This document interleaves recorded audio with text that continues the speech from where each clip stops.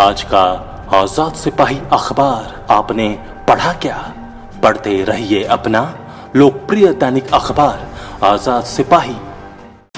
नमस्कार, आजाद सिपाही के प्राइम बुलेटिन में आपका स्वागत है। मैं हूं मनीष सिंह।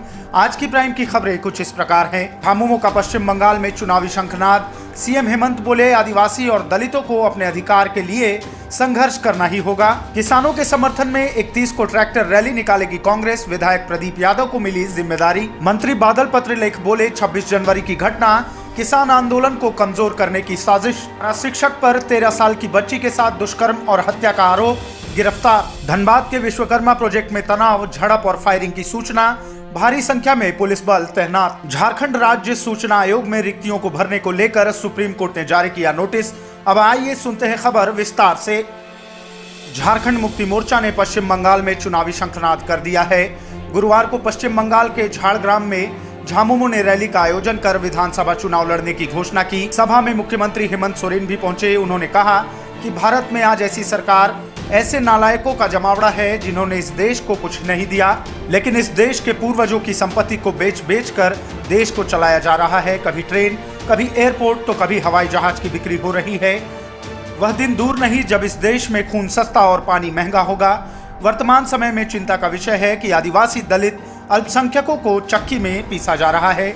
आने वाले समय में हम लोगों को अपने अधिकारों के लिए संघर्ष करना होगा। जिस तरीके से हम लोगों के विरुद्ध नए नए कानून बन रहे हैं, उनसे गरीबों का जीना दूभर हो जाएगा। अभी गणतंत्र दिवस के दिन हमने देखा कि भारत देश आजाद होने के बाद भी किसानों के साथ क्या हुआ। भारत किसान प्रधान देश है। हमारे पूर्वजों ने जय जवान जय किसान का नारा दिया था, लेकिन लगता है अब किसानों के लिए इस देश में जगह नहीं है। हेमंत सोरेन ने कहा कि झामुमो फिर इस क्षेत्र आएगा। यहाँ के आंदोलन के सिपाही जो 70 के दशक के थे, उनको जगाने का कार्य किया जाएगा ताकि यहाँ के गरीब आदिवासी, दलित को अपने हक अधिकार से वंचित न रहना पड़े। रैली में मंत्री चंपई सोरेन, विधायक समीर मोहंती, रामदास सोरेन, सुप्रियो भट्टाचार्य, जेएमएम बंगाल प्रभारी बिट्टू मुर्मू, हिदायत खान ने जनसभा को संबोधित किया। कृषि कानूनों के खिलाफ केंद्र सरकार का ध्यान आकृष्ट कराने के लिए 31 जनवरी को कांग्रेस ट्रैक्टर रैली निकालेगी। यह रैली गोड्डा में कारगिल चौक से होते हुए देवघर के रोहिणी स्थित शहीद स्थल तक जाएगी। कृषि मंत्री बादल पत्रलेख ने दावा किया कि शांतिपूर्ण ढंग से और लोकतांत्रिक तरीके से रैली के माध्यम से केंद्र का ध्यान खींचेंगे। देश हित में इन कानूनों को वापस लेने की भी मांग की जाएगी। रैली के आयोजन के लिए विधायक प्रदीप यादव को संयोजक बनाया गया है। बादल ने गुरुवार को पत्रकारों से बात करते हुए कहा कि इस रैली की गूंज सिद्धो कान्हों की धरती से उठकर नई दिल्ली तक सुनाई देगी। राज्य के 5 प्रमंडल में इस तरह की रैलियां निकाली जाएंगी। कहा कि गांधीवादी तरीके से एक मजबूत आवाज रायसीना में रह रहे बादशाह के कानों तक पहुंचाई जाएगी। रैली में प्रदेश कांग्रेस अध्यक्ष डॉक्टर रामेश्वर उरांव, विधायक दल के नेता आलमगीर आलम, मंत्री सत्यानंद भोक्ता, पार्टी के विधायक, गठबंधन दल के नेता शिरकत करेंगे। कृषि मंत्री बादल पत्रलेख ने 26 जनवरी की घटना को लेकर कहा कि जो इस आंदोलन को असफल बनाना चाहते थे, उन्होंने किसानों को भड़काया। यह आंदोलन को कमजोर करने की साजिश थी। 26 जनवरी की घटना के लिए हम राष्ट्रपति और सर्वोच्च न्यायालय से निवेदन करते हैं कि स्वतः संज्ञान लेते हुए पूरे मामले की न्यायिक जांच कराई जाए। केंद्र सरकार की आंतरिक सुरक्षा व्यवस्था पर सवाल उठता है। रैली और आंदोलन को दबाने का यह षड्यंत्र था। जो लोग भी इसमें शामिल थे वे चिन्हित होंगे और उन्हें दंडित होना चाहिए। इस पर लोकसभा में विशेष सत्र आहूत कर बहस होनी चाहिए। विधानसभा और विधान परिषद में भी बहस होनी चाहिए। पलामू के पांकी थाना क्षेत्र में एक नाबालिग लड़की की संदिग्ध स्थिति में मौत हो गई। परिजनों ने थाने में लिखित शिकायत देकर गांव के ही एक पारा टीचर पर बच्ची के साथ रेप के बाद हत्या का आरोप लगाया है। पुलिस ने आरोपी शिक्षक को गिरफ्तार कर लिया है और शव को पोस्टमार्टम के लिए भेज दिया है।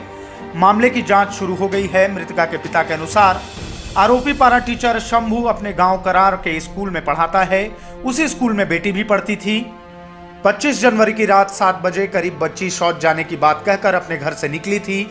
जब काफी देर तक नहीं लौटी तो पिता उसे ढूंढने निकले।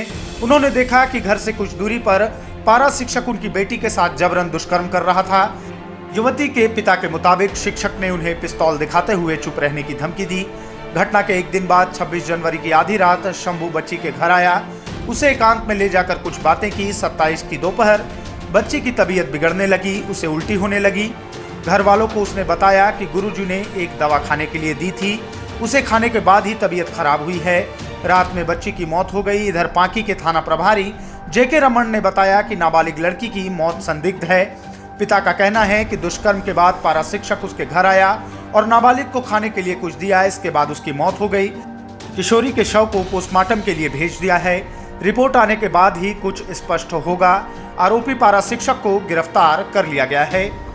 धनबाद के धनसार थाना क्षेत्र अंतर्गत विश्वकर्मा प्रोजेक्ट में मैनुअल कोयला लोडिंग को लेकर गुरुवार को 3 गुटों के बीच जमकर बवाल हुआ। पुलिस ने भी हंगामा कर रहे लोगों पर जमकर लाठियां भांजी हैं। समर्थकों द्वारा हवाई फायरिंग भी किए जाने की सूचना है। मौके पर भारी मात्रा में पुलिस बल तैनात है। यहां स्थिति काफी तनावपूर्ण बनी हुई है।